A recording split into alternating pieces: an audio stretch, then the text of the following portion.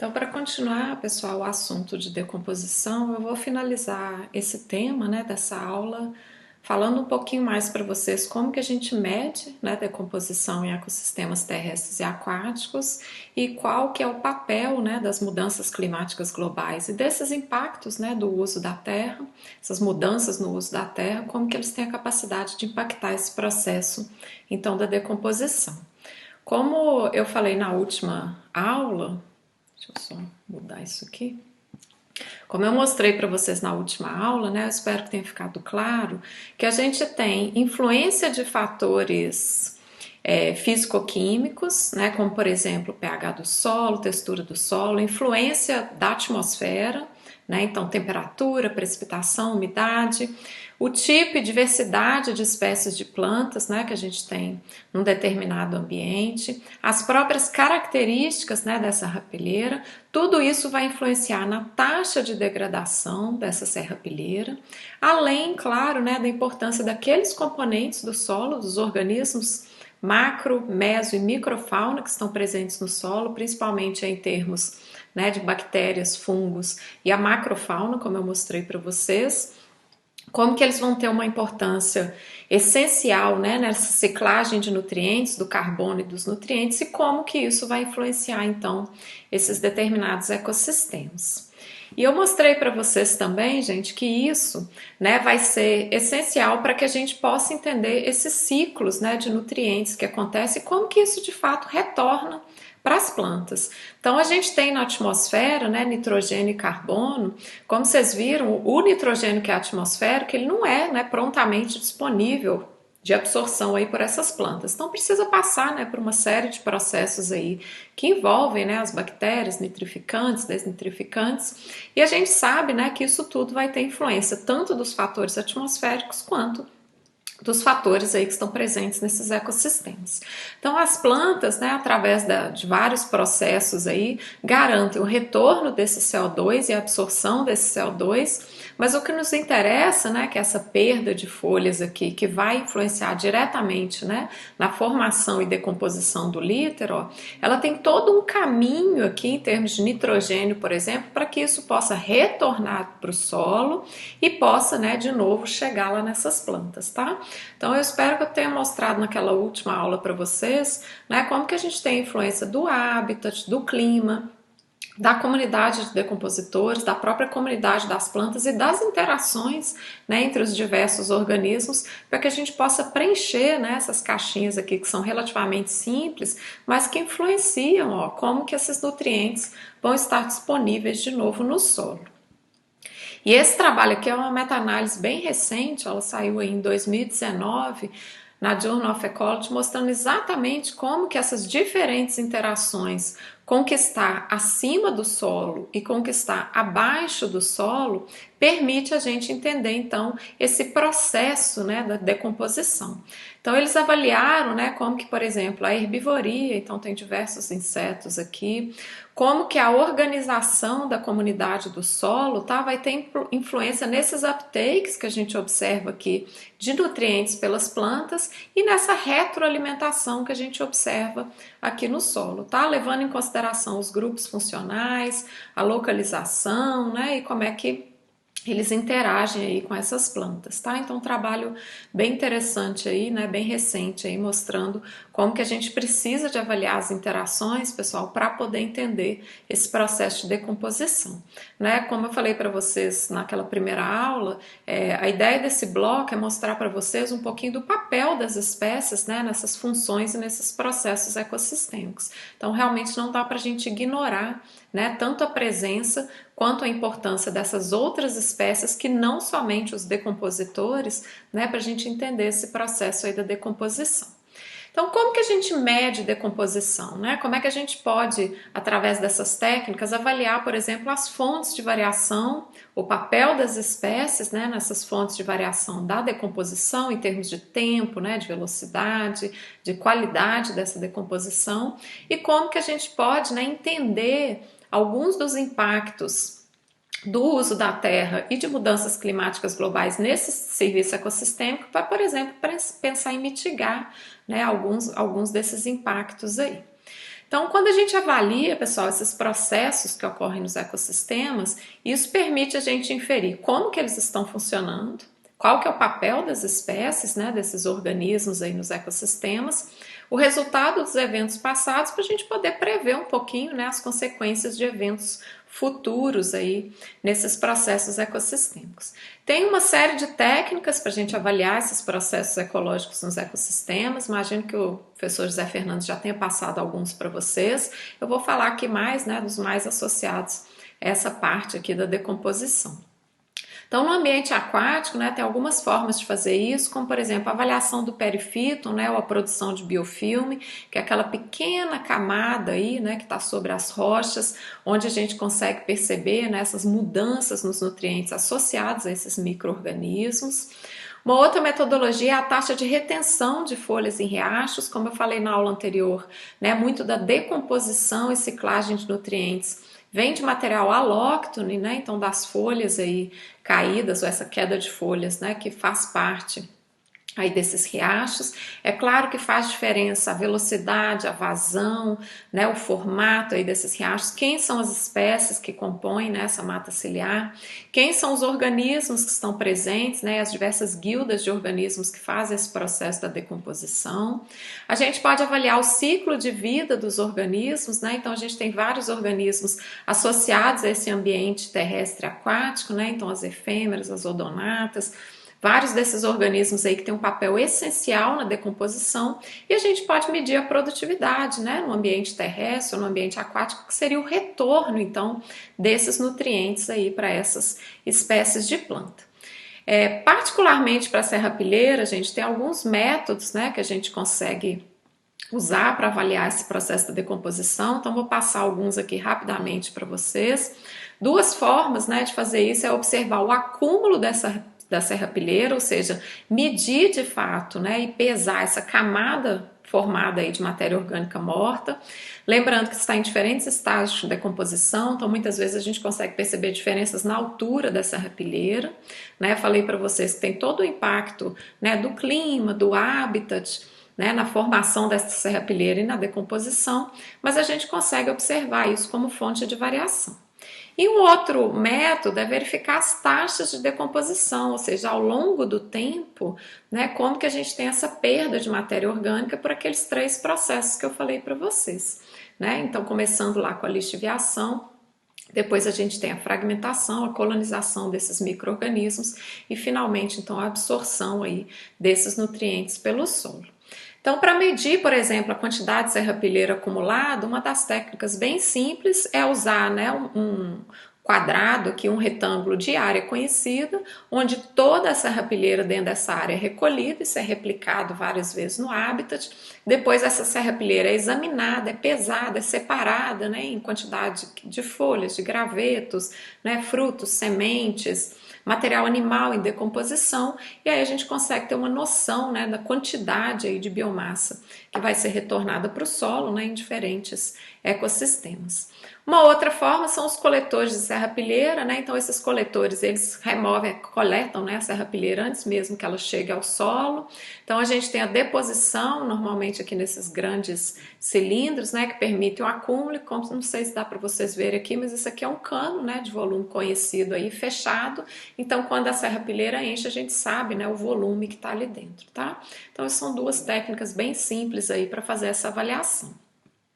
Uma outra técnica que é bastante usada, tá, gente? Tem meta-análise, tem revisão aí sobre a eficiência disso, é o uso desses chamados saquinhos de serrapilheira, ou litter bags, né, do inglês. Então, esses saquinhos são bastante usados porque a gente consegue, né, variar, por exemplo, o tamanho dos buraquinhos, como vocês estão vendo aqui. Isso permite diferentes acessos, né, de colonizadores em termos de macro, meso e microfauna.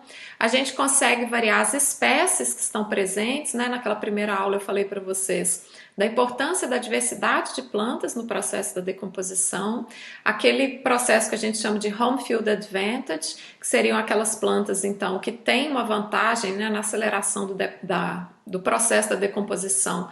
São aquelas que caem, né, imediatamente debaixo da planta mãe ali, ou das plantas parentais, exatamente por conta do sistema de raízes, né, e da associação dessas raízes com a captura aí desses nutrientes.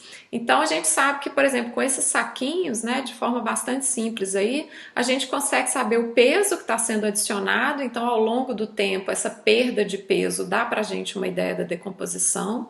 Eu posso variar as espécies, eu posso colocar só espécies conhecidas em que eu sei, por exemplo, a variação na quantidade de lignina, a variação na quantidade da relação carbono-nitrogênio, né, folhas mais macias, folhas mais duras, folhas com herbivoria, né, folhas atacadas ou folhas não atacadas, diversos tratamentos aí.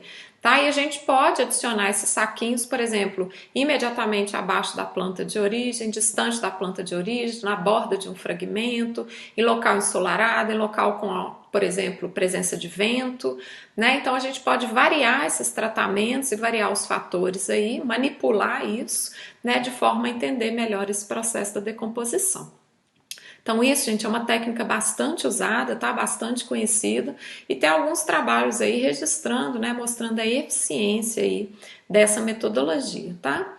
E um outro também, que é uma possibilidade, é o uso dos chamados microcosmos. Então isso aqui é só um exemplo, um projeto que eu estou participando, né, um projeto que chama Microcosmo, aí, coordenado por um professor de Campinas, em que a gente está adicionando, né, esses microcosmos, ou seja, são basicamente jarras de plástico aí com volume de chuva conhecido, tá? Então eles estão sendo preenchidos aí com chuva, né, precipitação aí do próprio local. Esse gravetinho aqui é só para permitir que alguns organismos, por exemplo, depositem os ovos, né, como normalmente eles fariam nas cascas de árvores aí. E como isso é um projeto global, a ideia não é trabalhar com os detritos de cada local, porque isso adicionaria um ruído, né, uma fonte de variação muito grande, mas a gente está trabalhando com umas tiras de algodão estéreo, né, que vão permitir, por exemplo, a colonização desses macro e micro-organismos, mas variando também, né, o tamanho aí das telinhas, como vocês podem ver aqui, um controle total aí sem a tela, né, e algumas variações aí de estratificação vertical, então onde que isso está nas árvores. Esse teto aqui é para impedir matéria alóctone, né, então tem alguns tratamentos com e sem o teto, e a ideia é tentar, né, entender um pouquinho aí do processo de decomposição ao longo desses diversos biomas globais, tá? Então tem várias técnicas aí para fazer isso, tanto no ambiente terrestre quanto no ambiente aquático. Isso aqui é uma folha em decomposição, ó, na primeira semana, aqui após 2 semanas, 4 semanas e 6 semanas, né, num lago lá em Michigan, nos Estados Unidos. Então vocês estão vendo aqui, a gente tem a folha, né, logo no início da decomposição, e no final sobra somente, né, aquilo que não tem possibilidade de ser consumido por esses decompositores aquáticos. É basicamente a nervura central e algumas nervuras, né? Dá para vocês verem aqui, ó, algumas nervuras laterais, tá? Então, no ambiente aquático, a gente tem, né, uma série de colonizadores aí que entram nesse processo da decomposição, tá? Igualzinho a gente tem no ambiente terrestre. São grupos funcionais, tá, gente, que atuam aí nessa matéria alóctone, né, nessas folhas aí, com esse papel essencial na decomposição. Então, alguns deles são chamados esqueletonizadores, né? Ou seja, são aqueles que têm a capacidade de consumir de forma bastante rápida aí essa matéria. Então vocês estão vendo que fica aqui, né, só a nervura central e essas veias laterais. Tem os fragmentadores, né, aqueles que quebram aí de fato a matéria, então tem vários exemplos aqui, e a gente sabe, né, para os ecossistemas aquáticos aí a importância desses organismos nesse processo da decomposição, né, e como que mudanças climáticas, mudanças no uso da terra, poluição, né, dependendo da entrada da matéria alóctone nesses riachos, a gente tem mudanças aí nesses organismos, né, vários deles são bioindicadores aí, tanto de ambientes mais pristinos quanto de ambientes, né, mais impactados, e isso vai ter, claro, né, um papel essencial aí nessas mudanças na qualidade da decomposição, né, e na qualidade desses nutrientes que retornam para a água. Então a maioria, né, dessa matéria que compõe esses riachos aí para decomposição é matéria que a gente chama alóctone, né, então esses pools aqui de matéria alóctone, principalmente, né, da mata ciliar, como está mostrado aqui. E essa entrada alóctone, gente, de detritos, ela vai se acumular no leito, então, desses córregos, né, desses pequenos riachos, desses rios, vão funcionar como fonte de alimento ou mesmo abrigo para esses invertebrados bentônicos. Então, a gente tem, né, no riacho aqui, um input que é diretamente do solo, tá? Então, isso aqui foi um trabalho estimando aí essas taxas mensais, né, de inputs aí no rio Indaiá. Então aqui vocês têm a quantidade, tem um input que é vertical, né, então diretamente aí dessa matéria alóctone que atinge os rios, e esse input lateral, né, o tal do runoff, que são diversas espécies então de plantas que vão depositar essas folhas aqui. Então essa vegetação ripária, ela tem um papel assim essencial, né, para a disponibilidade de recursos alimentares para esses organismos e para garantir, para influenciar a estrutura trófica, então, dessa assembleia de invertebrados bentônicos, tá? Então, a gente tem diversas guildas, né, como eu mostrei lá naquele slide anterior para vocês, mas a gente sabe que os fragmentadores, por exemplo, eles são capazes de selecionar algumas, né, dessas espécies de folhas. Então aqui é só para mostrar para vocês, é um exemplo, isso aqui foi um trabalho realizado há um tempo atrás aí, né, pelo Laboratório de Ecologia de Bentos aqui da UFMG, onde essas folhas, né, então, esse líter ou essa serrapilheira aqui foi manipulada de forma que tinha mistura de espécies ou espécies únicas, né, presentes aí nessas matas ciliares, com peso conhecido, tá, gente? Então isso foi adicionado, né, nesses saquinhos de decomposição, isso está amarrado aqui. Isso aqui é só um dos resultados, então isso aqui é a porcentagem de peso remanescente, né, ao longo de 120 dias aí. As linhas coloridas aqui, elas indicam espécies isoladas, né? Então a gente tinha saquinhos, eles tinham, né, saquinhos de decomposição aqui, apenas com algumas dessas espécies, tá? São todas espécies comuns aí nessas matas ciliares, e alguns saquinhos com mistura de espécies, tá? Que é o que está representado na linha laranja com triângulos. E é o que eles observaram? Que existe uma diferença ao longo dos dias aí nessa taxa de decomposição, ou seja, né, nessa perda de peso aí ao longo do tempo, e isso é influenciado, né? Então tem uma covariável importante aí que é a espécie, né, que forma então esse processo aí da decomposição.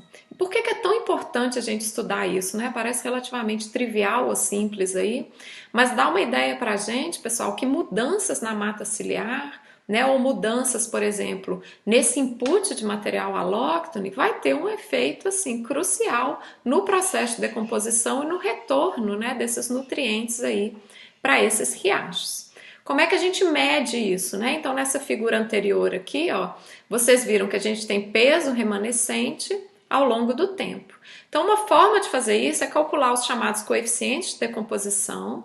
Então, isso é medido a partir da porcentagem de perda de peso ao longo do tempo. É claro que a quantidade de tempo varia de acordo com a comunidade, com as espécies de plantas, né, com o objetivo de um determinado experimento, mas a gente sabe que normalmente a relação entre peso e tempo segue um modelo exponencial negativo. O que significa isso? Que o peso remanescente que eu tenho no tempo t, tá, eu posso medir isso uma vez, 2 vezes, 3 vezes, 10 vezes ao longo de um ano, de 30 em 30 dias, né, de 40 em 40 dias, vai depender aí, né, do objetivo do experimento né, das variáveis aí associadas a esse processo da decomposição, mas o que a gente sabe é que o peso remanescente no tempo t vai depender do peso inicial, então é importantíssimo conhecer o peso inicial, né, especialmente quando trabalhando com esses saquinhos aí de decomposição, e isso também é função, né, do coeficiente de decomposição, que é esse valor de K aqui. Tá? Então, normalmente, o que a gente vai observar? Que a gente tem uma queda de peso muito rápida, né, no início do processo de decomposição, igual eu mostrei na aula anterior para vocês, depois uma perda de peso mais lenta e no final a gente tem uma aceleração dessa perda de peso de novo. Normalmente, gente, esses valores, eles são logaritmizados, tá? Normalmente logaritmo neperiano, na base E aí, Por quê? Porque a gente sabe, né, que tem uma relação diferente entre essas variáveis x e y em termos, né, às vezes a variação no tempo ela é muito maior do que a variação no peso, tá? Toda vez que isso acontece, né, matematicamente é interessante a gente tirar o log, né, porque isso permite a gente conseguir observar esses padrões. Então, ao logaritmizar esse modelo aqui, a gente consegue calcular a inclinação dessa reta, que nos dá o K, que é exatamente o coeficiente de decomposição, tá? Então, é assim que a gente constrói, né, esses modelos aí de decomposição. E o que a gente sabe é que a gente tem, né, impactos antrópicos nesses serviços, tá? Então essa figura aqui mostra como que a gente tem relações diretas e indiretas da temperatura na respiração do solo. Então, por exemplo, a gente tem efeitos diretos na temperatura, na atividade microbiana, que por sua vez influencia na respiração do solo, na quantidade e qualidade do líter, que vai, né, tem influência, por exemplo, na disponibilidade de nutrientes, nesse processo de lixiviação, né, de perda desses nutrientes, na evaporação, na disponibilidade de água, na disponibilidade de oxigênio, tá? Que por sua vez influencia na atividade microbiana, ou seja, isso tudo está relacionado. E se a gente pensar, né, em mudanças climáticas globais, uma das características que a gente sabe, né, que a gente tem um impacto muito grande agora durante o antropoceno é no aumento da temperatura, né, e na mudança, na concentração de CO2 atmosférico, mudanças que a gente vê no regime de precipitação. Então é claro, gente, que isso direto e indiretamente vai influenciar esse processo de decomposição, né? Se a gente já sabe que tem efeitos diretos da temperatura na respiração do solo e nesse processo de decomposição, ao modificar a temperatura, é claro que a gente vai ter, né, efeitos aí nesse serviço ecossistêmico. Isso vale tanto para o ambiente aquático quanto para o ambiente terrestre. E se a gente pensar em termos de localização, né, do globo aí, óbvio que a gente tem esses impactos também, tá? Então esse trabalho aqui mostrou que exatamente aquele modelo que eu mostrei para vocês, a quantidade de massa que a gente tem remanescente em relação à massa original ao longo do tempo em anos, tá? Então isso aqui é uma estimativa aí para 100 anos no Ártico e 3 anos aqui nos trópicos. Então a gente sabe que a gente vai ter mudanças, tá, gente, nessas fases de decomposição, nesses produtos aqui que são gerados, né, nos produtos microbianos, na quantidade de lignina, né, que normalmente tem uma decomposição aí muito lenta, né, e um acúmulo muito maior, mas principalmente, né, nesses solúveis aqui, a gente sabe que dependendo, né, da localização e dessas mudanças climáticas globais, a gente vai ter um efeito direto aí nesse processo da decomposição, tá? Então esse trabalho aqui comparou a região tropical e a região do Ártico, né? E a gente sabe para esses riachos, e a gente sabe que nessa região tropical, que está localizada aqui em vermelho, a gente tem um maior impacto, né, dessas mudanças na temperatura em relação a esse processo aí da decomposição, tá? Então eles cruzaram isso com os diversos biomas, a referência está aqui para vocês, tá, gente? 2019 aí na Journal of Ecology. Então eles cruzaram com os diversos biomas, né, aquela classificação mais geral de biomas, e o que eles observaram é que tem mudanças no turnover de carbono, tanto negativas quanto positivas nesses diversos biomas globais aí, em função, por exemplo, daquela herbivoria que a gente já conversou. Tá? Então o que eles mostraram é que a herbivoria por insetos ela tende a induzir respostas positivas na mineralização de carbono no solo, mas isso é mais forte nas regiões temperadas e nas florestas tropicais, tá? Que são esses círculos que vocês estão vendo aqui. Nas regiões áridas ou nas regiões mais secas, eles não conseguiram detectar isso de maneira significativa, tá? Que é isso que está, essa equaçãozinha que está aqui em cima. E é claro que isso vai ter influência, né, nos processos de amonificação, nos processos aí de abundância de organismos associados ao solo, e isso tudo é guiado por precipitação, né? E como que isso atinge o solo e efeitos da temperatura, né? Que está aqui no eixo do X. Então a gente precisa de avaliar isso de forma global, né? E lembrando de levar em consideração aquelas interações e aqueles processos ecossistêmicos que a gente conversou lá desde a primeira aula. Então, quando a gente dá uma olhada, gente, né, por exemplo, em plantas do ambiente temperado, onde a gente tem deciduidade, né, eu já falei isso com vocês numa outra aula também, é claro que isso vai influenciar, né, tanto na qualidade quanto na quantidade, né, dessa matéria orgânica aí que forma a serrapilheira, mas também nos fluxos, né, na quantidade que retorna para o solo. Então, durante a estação de crescimento, onde a gente tem o efeito dessas espécies aí nos ecossistemas, por exemplo, adicionando fezes, né, em termos aí, ó, de matéria orgânica seca, carbono, né, taninos, nitrogênio, olha só a quantidade, né, que a gente tem de retorno aí para esses ecossistemas. As folhas que caem verde, né, intactas ou com ataque aí também vão influenciar, claro, né, nesse input aí de nutrientes, tá? Mas quando essas plantas estão fora da estação de crescimento, né, em que a gente tem apenas o input aí das folhas velhas, né, claro que a gente tem uma modificação aí, ó, compara aqui com a folha verde e aqui com a folha, né, em processo de decomposição, é claro que a gente vai ter, né, um input muito maior aí para o solo.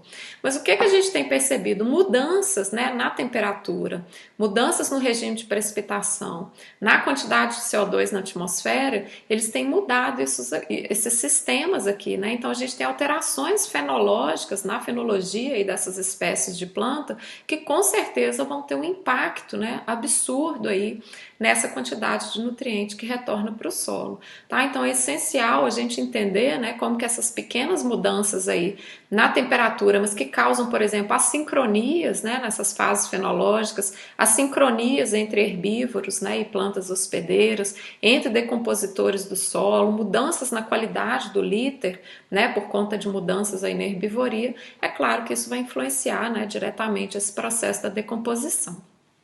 Então tem alguns trabalhos já mostrando isso. Esse aqui foi feito com algodão, ó, onde eles variaram a temperatura e fizeram um tratamento combinado aí, elevando temperatura e CO2, tá? Aumentaram a temperatura em 1 grau centígrado e a concentração de CO2 em 132 partes por milhão na atmosfera, né? A expectativa é que seja em torno de 350 partes por milhão, mas chegando até 700, né, nas piores estimativas aí.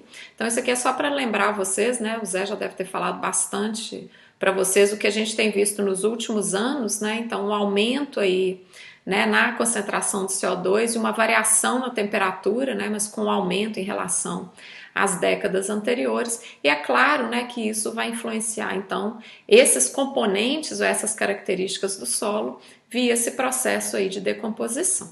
Então esse é o trabalho, tá, gente? Não vou entrar muito nos detalhes aqui, mas deixo a referência para vocês olharem, um trabalho bem recente aí na Science of the Total Environment, onde eles manipularam, né, as comunidades. Então só voltando aqui, eles manipularam, gente, temperatura, CO2, avaliaram esses efeitos nessas comunidades do solo e depois entenderam como é que estavam as taxas, né, de retorno de nitrogênio, especialmente aí para esse solo, ó, avaliando essas comunidades, então, associadas às raízes, tá? Não vou entrar nos detalhes das figuras aqui, mas o que eles mostraram foram variações, tá, nas comunidades aí desses decompositores, dessas bactérias, né, associadas ao processo aí de nitrificação, né, do nitrogênio.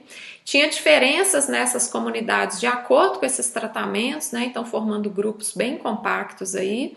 E uma das principais, né, resultados desse trabalho aí é que o efeito combinado, né, do aumento do CO2 e do aumento da temperatura aumenta essas taxas de nitrificação, mas muda completamente a estrutura dessas comunidades em direção a comunidades nitrificantes, né? Então é claro que essas mudanças, gente, vão alterar essas comunidades e vão alterar esses processos, né, de decomposição e de retorno desses nutrientes. Eles fizeram isso para o algodão, né, uma planta de cultura, mas a gente pode esperar resultados semelhantes aí para esses sistemas, né, mais silvestres.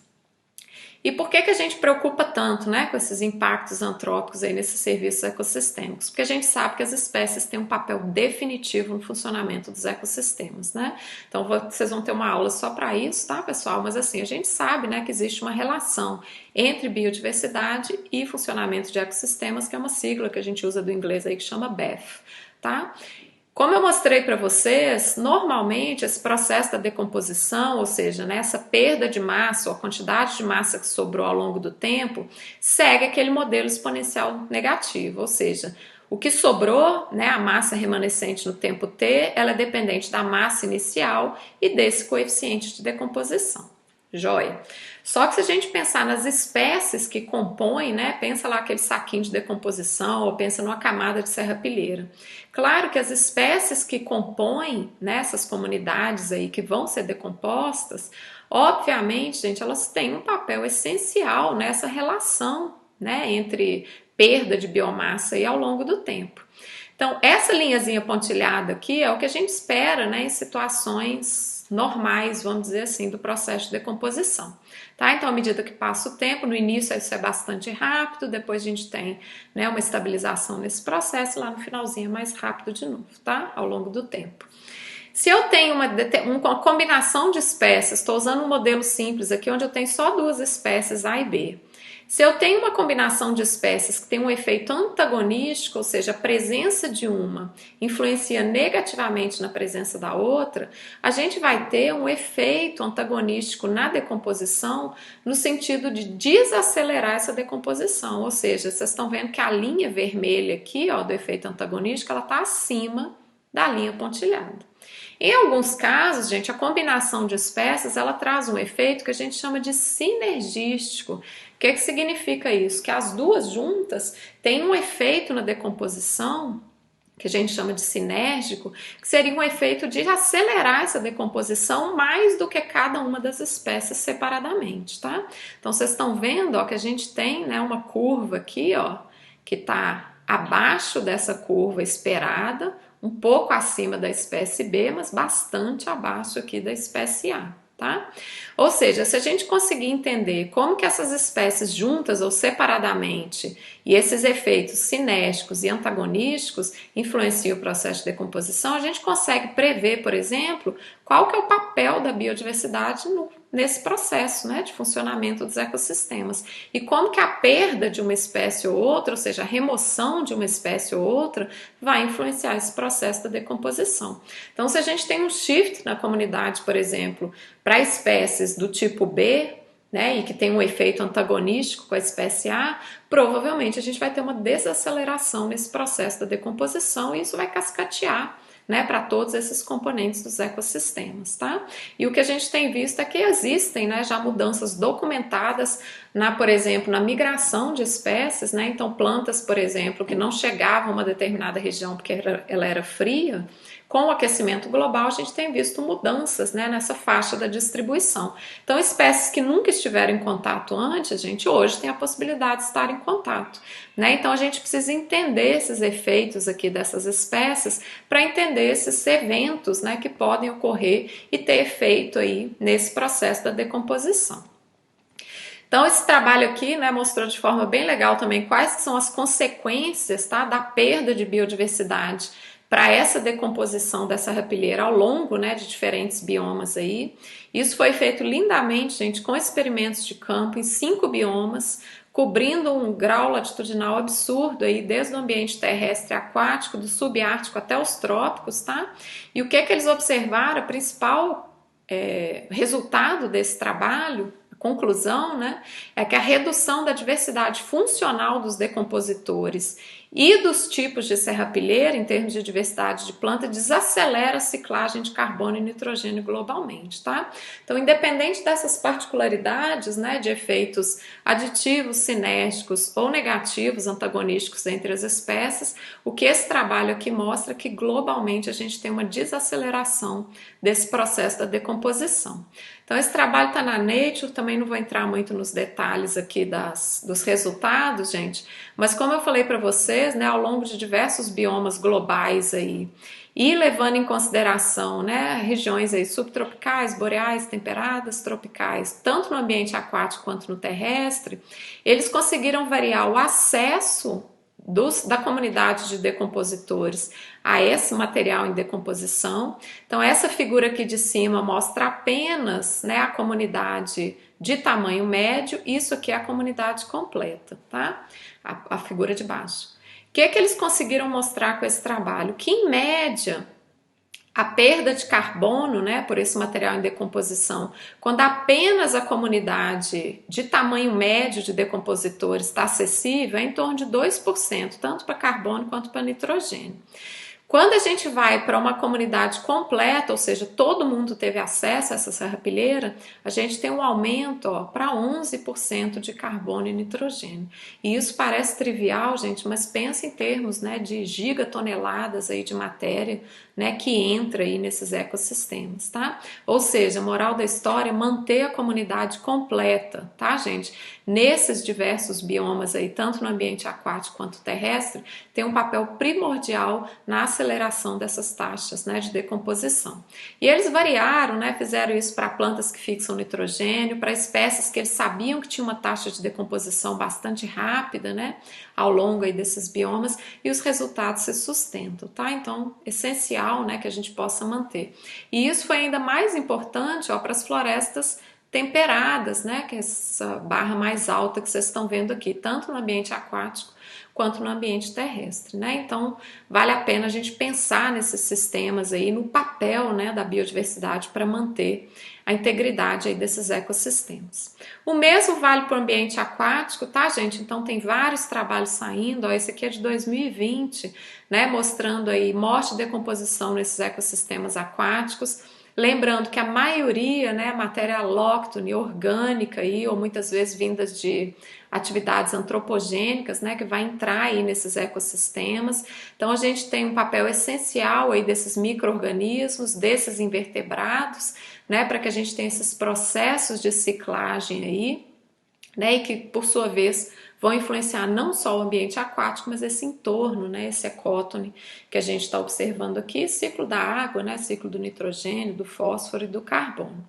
Então, o que esse trabalho mostrou foi que mudanças, né, que ocorrem, isso é uma revisão, tá, gente? Mudanças que ocorrem nesse pool de recursos mortos aqui no ambiente aquático, tá? Que vem, então, né, dessa biomassa, essa biomassa, essa carcaça aí, tanto autóctone quanto alóctone, vai ter um efeito direto importantíssimo, né, nesse pool de recursos vivos aqui, em termos de crescimento, desenvolvimento, reprodução, e esse próprio pool de recursos é aquele que retroalimenta o ambiente aquático, né? Então, a gente precisa de novo, prestar atenção, né, nos impactos antrópicos aí, nesses dois grandes componentes aqui, porque a gente tem uma relação direta, né, entre o ambiente terrestre e o ambiente aquático. E esse é um trabalho que mostrou isso de forma bem legal, um trabalho mais novo aí também, tá no Environmental Pollution, onde eles mostraram que como que um inseticida que é usado, né, nessas vegetações aí no entorno do ambiente aquático vai ter um papel importantíssimo, né, na comunidade de decompositores, no uso desse recurso e no próprio processo da decomposição. Então eles observaram, tá, gente, a importância aí da matéria alóctone, né, e como que esses inseticidas influenciavam os decompositores. Então aqui está o inseticida, né, a aplicação aí nessas espécies de planta. Então a gente tem um uptake e distribuição, mas quando as folhas caem, né, então a gente vai ver essa serrapilheira aí contaminada por esse inseticida.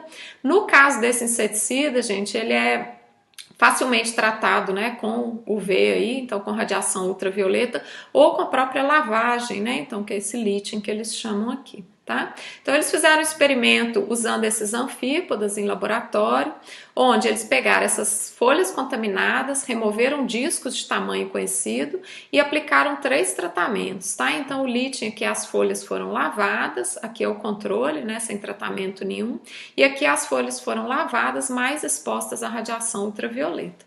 E aí eles avaliaram a toxicidade, né, dessas folhas aí, desse material, desse recurso, para esse anfípoda. Então, o que eles encontraram é que nas folhas que não foram pré-tratadas, né, naqueles disquinhos de folha lá que não foram pré-tratados, a concentração desse inseticida é altíssima, isso comparado a folhas que foram só lavadas e folhas que foram lavadas e irradiadas, tá? Essas aqui é onde a gente tem a menor concentração. E isso faz uma diferença danada, né, nas taxas de alimentação aí desse organismo, tá? Então, o que eles observaram foi um decréscimo de praticamente 80%, tá, de consumo naqueles discos foliares em que não houve tratamento nenhum. Tem um aumento de consumo relativo aqui naqueles tratamentos, então, que foram lavados, mas não tem, né, mudança aí quando ele é lavado e exposto à radiação ultravioleta, né? Então permite a gente entender um pouquinho aí como que nessas mudanças no uso da terra, o uso dos inseticidas, né, vão influenciar direta e indiretamente esses organismos que por sua vez influenciam aí na decomposição. Então, para finalizar, gente, essa parte da decomposição, eu espero que tenha ficado claro para vocês que é um serviço ecossistêmico essencial, tanto no ambiente terrestre quanto no ambiente aquático. Os últimos estudos têm mostrado, né, como que eles contribuem aí para o fluxo, né, de nutrientes inorgânicos e de carbono, e a gente consegue quantificar isso, né, de maneira bastante precisa. Tem uma importância crucial na ciclagem de matéria, de nutrientes e de energia, tem um efeito, né, claro, dos decompositores, do clima, do habitat, mas o que a gente tem visto é que tem um grande impacto, sim, né, dessas atividades humanas na decomposição, e essas alterações no regime climático, principalmente, vão ter impactos tanto diretos quanto indiretos nessas comunidades de decompositores, e isso vai colocar em risco, né, a integridade desses ecossistemas. Então eu espero que tenha ficado claro, né, nesse tema aí para vocês a importância das espécies ao mediar, né, e ao governar diversas dessas funções e diversos aí desses serviços ecossistêmicos.